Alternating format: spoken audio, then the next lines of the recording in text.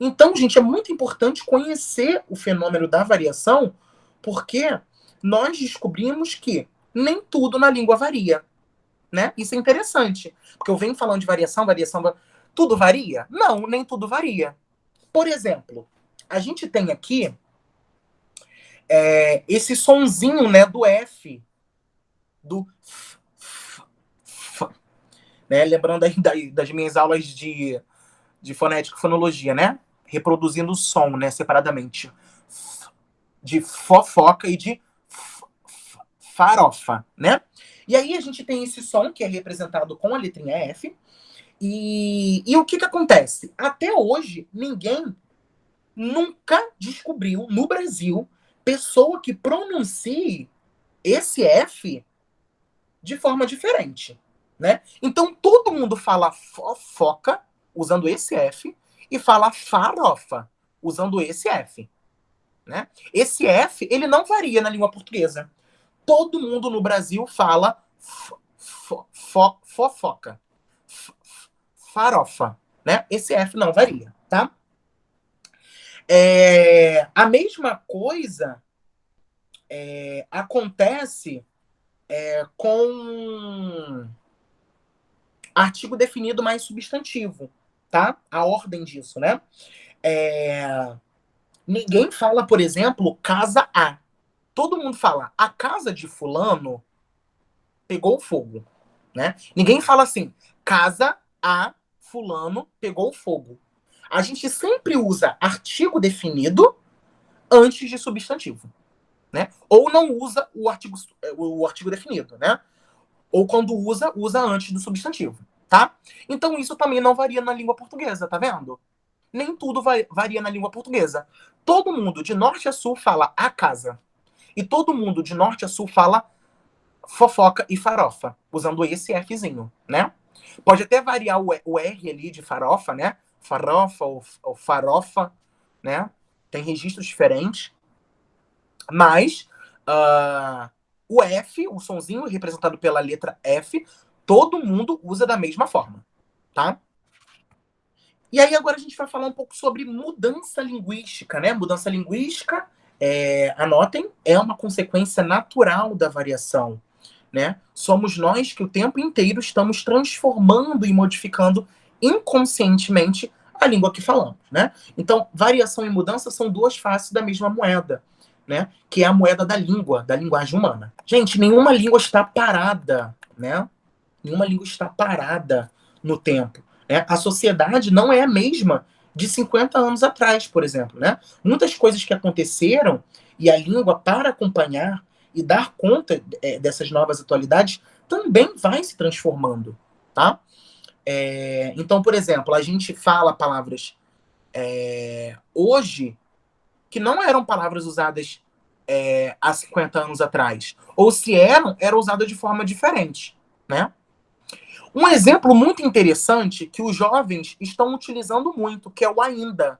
Vou te dar um exemplo. O ainda, segundo a gramática normativa, o que é ainda? Ainda é um advérbio de tempo, né? Ainda. Advérbio de tempo. É igual ontem, por exemplo, né? Beleza.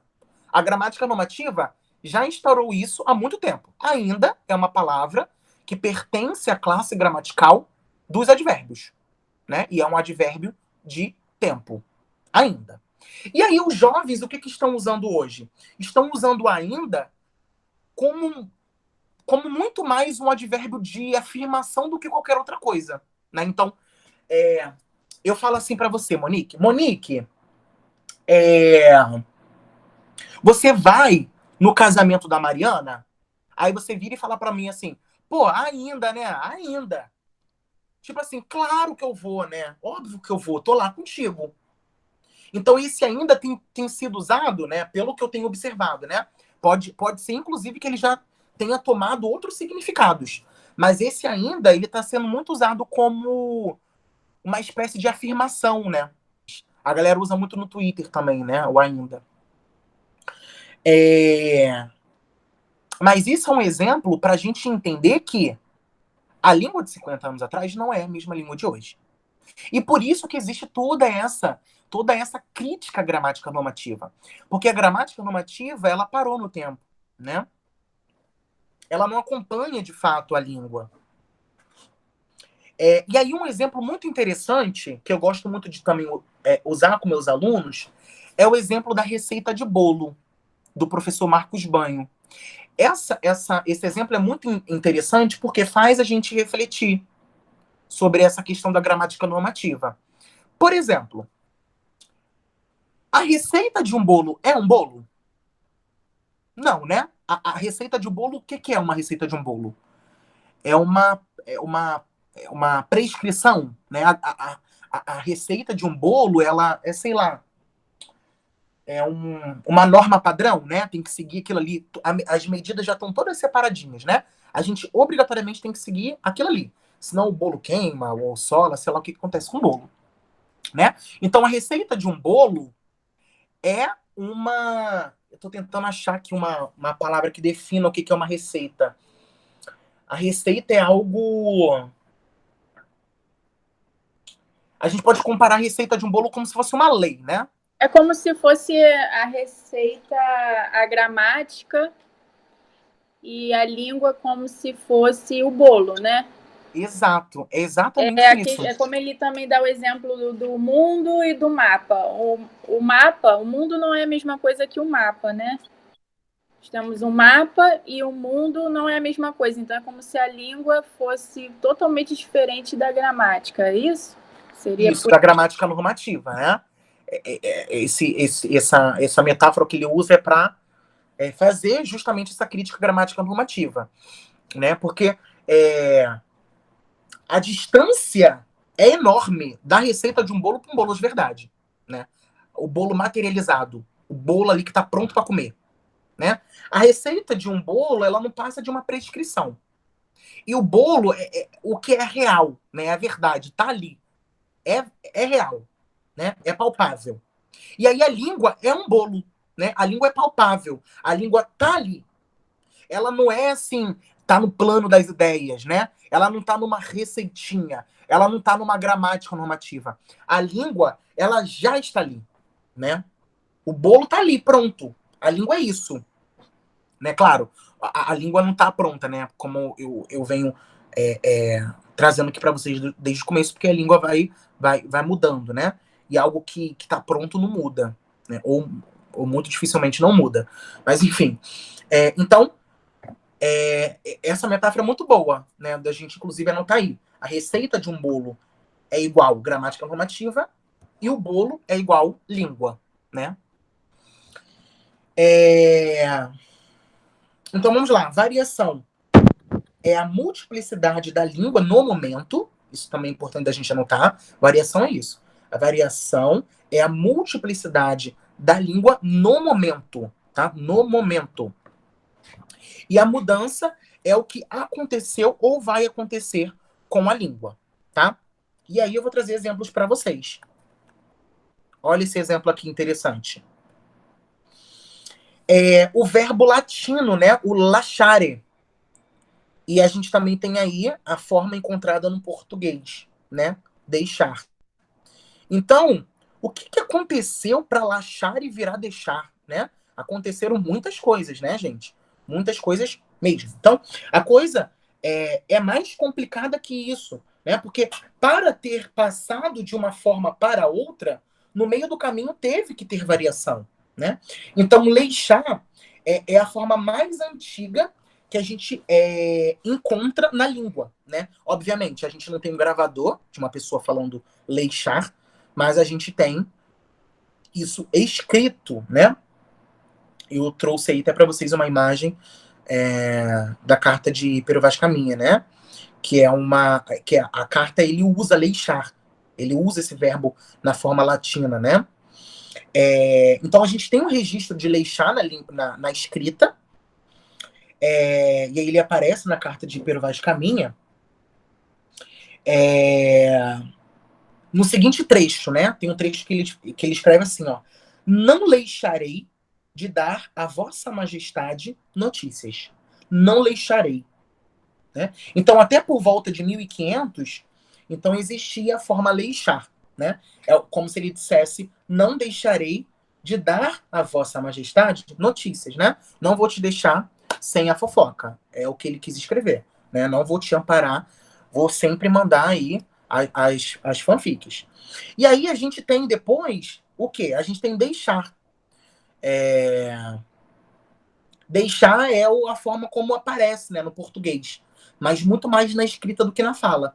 E aí é importante a gente ter, da gente, na verdade, voltar àquela noção que eu estava falando com vocês, né, de língua falada e língua escrita. São duas coisas diferentes, né? Então, o que aconteceu nesse meio de campo aqui, leixar e deixar? O que estava existindo aqui era uma disputa, né? Essas duas formas estavam em disputa. E aí, isso é um processo de variação, tá? Quando a gente tem dois termos, olha aí, ó, voltando, ó. O que é a variação? Multiplicidade da língua no momento. Então, no momento, a gente tinha o quê? Leixar e deixar. Isso é variação. Dois termos em disputa, tá bom? Mas quando um desses termos ele ganha, quando a gente tem um ganhador, a gente então tem o que a gente chama de mudança linguística, ó. O que aconteceu ou vai acontecer com a língua, né?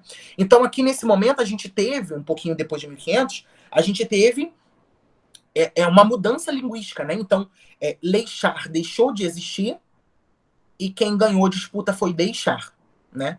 O que aconteceu? Esse L, ele foi perdendo força, né? Esse L, e foi ganhando o que? O de deixar, né? Então, hoje, nós temos essa forma aqui, né? Deixar.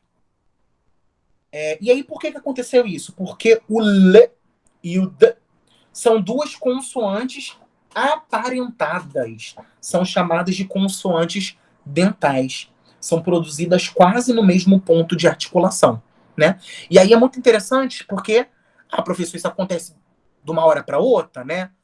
Decidiram trocar o L pelo D, né? Não, tem uma explicação linguística para isso, né? Foi isso que eu acabei de falar para vocês. O L e o D, eles acontecem quase no mesmo lugar da boca, né? E aí, por isso que o L foi deixado de ser usado e o D foi ganhando espaço, tá? Então, gente, o verbo deixar, ele é muito impregnado, né? Empregado pela gente. A gente fala muito, a gente usa muito essa forma verbal deixar. E por isso, ela está sujeita a sofrer com a mudança linguística. Quanto mais a gente usa uma palavra, é engraçado, né? Quanto mais a gente usa, mais a gente pode sofrer com o processo de variação e mudança linguística, né? Então, será que a palavra ela já está pronta? Esse verbo deixar, ele já está pronto, né? Acabou qualquer tipo de fenômeno de variação? Não, né, gente? Por exemplo, hoje já existe a forma deixar. A gente apagou o i do meio da palavra e apagou o r do final, né? Então a gente fala muito deixar. Pô, deixa que eu pego, né? Fulano, você pode deixar esse estojo lá na minha casa, né? Olha como que a gente fala, deixar. Então, antes, se a gente tinha uma frase ali bem estabelecida, que era o deixar, hoje a gente já tem deixar, né? O ditongo ei, ele tem desaparecido, né, do verbo. E o R do final dos infinitivos também some, né? O que é super normal que a gente não pronuncie mesmo, né? Por exemplo, fazer, levar. A gente corta, né, esse R do final dos verbos, né? Dos verbos no infinitivo. Lembrando, infinitivo é todo verbo que termina com ar, or, ou ir, né? Então a gente tem deixado, a gente tem feito com que esse R desapareça dos verbos no infinitivo, né? Então a gente fala, pô, hoje eu vou fazer um pavê. fazer. Olha como que a gente usa o verbo, né? E a gramática normativa fala que isso é errado, né? A gramática normativa fala que é o quê? Fazer. Ah, professor, então a gente não tem que saber a forma correta da escrita? Tem, né? Porque a gente, inclusive, tem que usar a norma culta para escrever uma boa redação, né? Senão a gente perde ponto lá na competência 1 do Enem, né? Mas a gente tem que ter noção que existe essa forma que é a forma de prestígio, né? Que é usar o R no final do verbo, mas existe algo que a gente também usa no nosso dia a dia a todo momento. Ninguém, gente, ninguém, nem os próprios gramáticos, fala verbo no infinitivo com R no final. Para a gente usar o R no final do verbo, a gente tem que ter um nível de monitoramento da fala muito grande. Né? A gente tem que estar, sei lá, numa palestra, calculando palavra por palavra, e aí a gente consegue ter esse monitoramento maior, né? Vocês, inclusive, podem pegar essa própria aula que eu estou dando aqui para vocês e voltar um pouquinho e ver como eu estou usando o verbo. Inconscientemente, com certeza, eu usei vários verbos tirando esse R final dos verbos, né? Isso é super comum. Isso é variação, tá? E é isso que está escrito na gramática? Não, porque a gramática normativa ela não dá conta disso, né? Então, enquanto existir falantes de determinada língua, essa língua ela vai sofrer com mudanças, né? Vai se transformar, porque língua é mutável, heterogênea e variável, certo? Então é isso. Espero que vocês tenham gostado. Espero que eu tenha esclarecido muitas coisas sobre variação linguística. Na aula síncrona a gente vai falar vai focar mais um pouco na questão do preconceito linguístico, né? Vamos falar sobre isso, tá? Até, galera. Tchau, tchau.